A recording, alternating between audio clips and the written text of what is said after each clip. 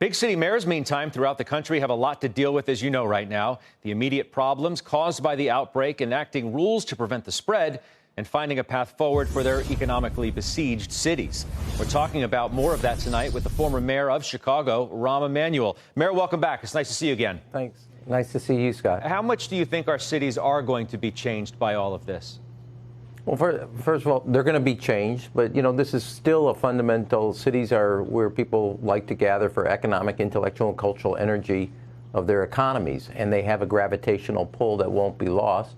There will be an adjustment through this period of time, but the core central purpose of cities will still exist, and making adjustments moving forward is going to be something that cities will do, and that's how they'll survive and come back. But a lot of people, I mean, cities, let me say it this way. Cities have been around for over 2,000 years. They survived a lot worse, rebuilt and come back, reinterpret themselves, reimagine what they can be. They've gone from steel industrial to tech, medical centers, etc. The universities that anchor cities, the diversity of economy and populations that anchor cities, that's going to still be the strength going forward. The question is whether that's changed in and of itself. I want to read you something from a piece I saw today on Medium that I thought was quite poignant for our conversation tonight. Quote, on the nation's current trajectory, one of the most probable post-COVID future scenarios in our cities is stark austerity, with empty coffers for the very services and qualities that make for an appealing urban life. Well-paying jobs, robust public transportation, concerts, museums, good schools, varied restaurants, boutiques, well-swept streets, and modern office space. The glossy megacities blueprint will need serious modification. What do you make of that statement?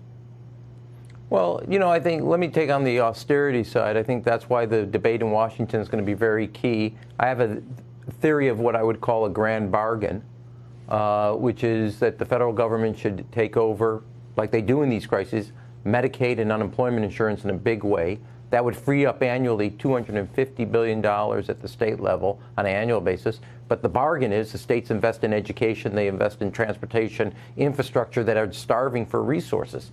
And to me, that's the right kind of rebalancing that should happen here.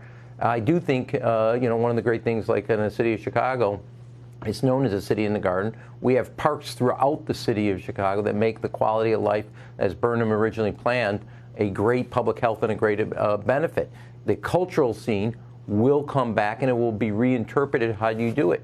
In a classic way, we did this thing in the summers that was called theater. It was actually a night out in the park, where you had dance performances, you had theater, etc. Rather than a closed space, you reinterpret how you do it.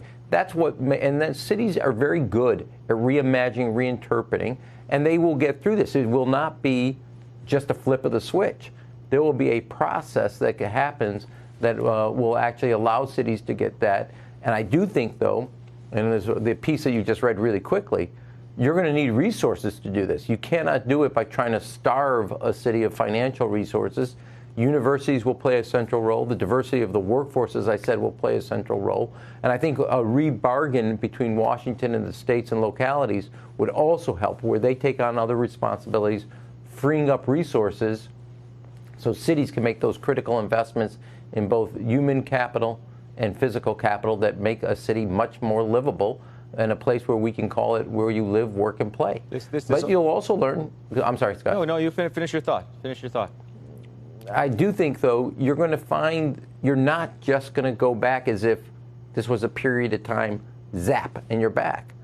You yourself, myself, we're going to work at different hours. We're going to work from different places. How we seek entertainment and partnership and social. We are ultimately social beings, and that's why cities are the longest serving kind of political and social structure that's been around since the beginning of time. And so the idea that, oh, cities are going to empty out, it's not true. They're going to go through a reinterpretation, a readaptation, and they will survive not only, and they'll probably, if they do it right, with a game plan and a blueprint, they can come out of this much, much stronger. I do want to discuss with you the future of what work may look like. And I'd like you to listen to a comment made earlier this evening by Dr. Scott Gottlieb in a conversation we had. I thought it was perfect for your appearance tonight. Let's listen to Dr. Gottlieb. Mr. Mayor, we can react on the other side. Sure.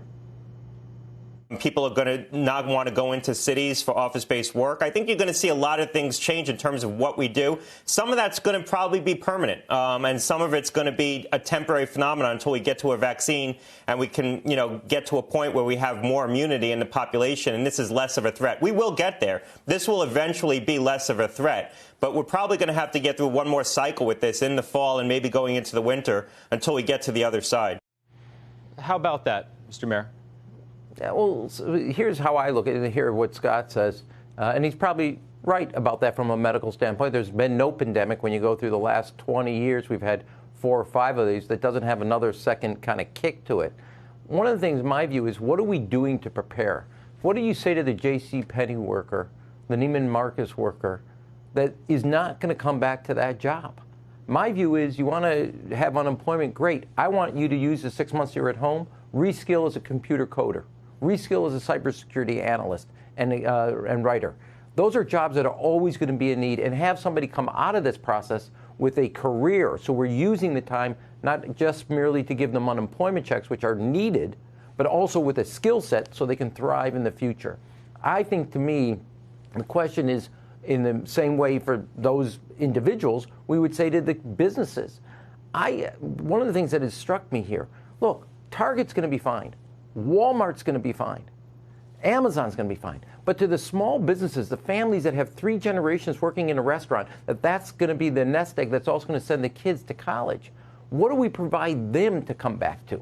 And just flipping on the switch, the restaurants won't be the same. So how do they thrive and continue to offer their services, and which are so vital? And to me, those are essential things that we have to ask ourselves. And how do we make that rebuilding effort possible and invest in both the skills, infrastructure, and the opportunity to create, whether it's your business or your opportunity to succeed going forward. And I think we should have a strategy so we come out of this much, much stronger than we did going into it. And I think it's revealed some weaknesses, but it also revealed some great opportunities to move forward. A lot more people are doing college online. There's a skill set you can also do, 6-month certificates that give people an opportunity to go back into the economy with not just the opportunity for a job, but a career they can make a lifetime of income and economic opportunity for them and their family.